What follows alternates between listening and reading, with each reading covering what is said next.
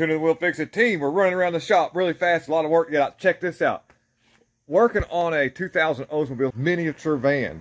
Got several issues. It came in with a possible water leak, which it does have, and it's the intake gasket. We can't do anything about that because it's Friday.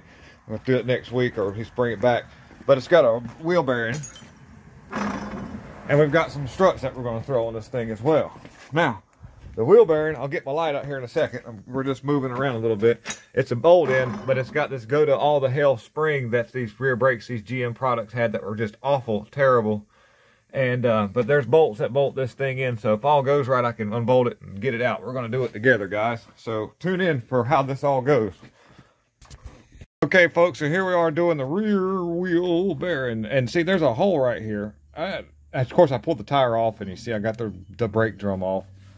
And I have a light, you can see. And there's bolts behind it. When I turn this, I'll line this hole up on this here so that socket can go through and reach the 13mm bolt. There we go. I'm gonna turn to the next position, and hopefully this thing will come out of here without having to do a whole lot. Sometimes you have to move all the back brakes and everything out the way. I can't remember on this one, so this will be an adventure for both of us. All right. The whole thing's moving. I'm gonna need both hands. Okay.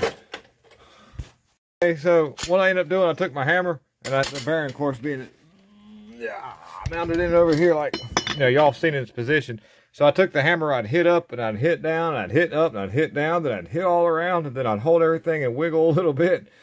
And then once I got to that point, I noticed I had to remove a plug-in. There was an ABS connector, which was, you can't get to it unless you get this bearing out anyhow. When I get it back in, I'm going to have to snap it on, then push the bearing in. So let's get the new bearing, put it up in there.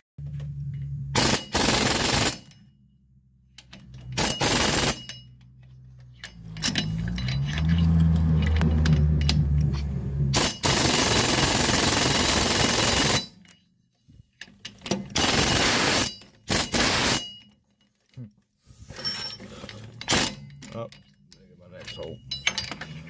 Yeah, see what happens if we get in the wrong hole. Yeah. We're good. In both hands.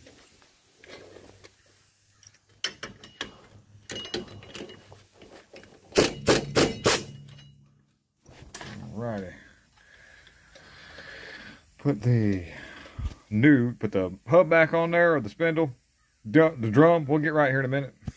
The drum back on. Now, oh, one thing too, I kind of let this loose a little bit to give me a little more slack in that harness so I could get it plugged in for the speed sensor. Very important. By the way, ABS lights are often caused by this pivot point in the harness right here where the vehicle moves up and down. That travels. If you ever get an ABS code and you get a faulty speed sensor circuit, inconsistent coming from any of these, same thing on the front. The wires break. Yep, little FYI.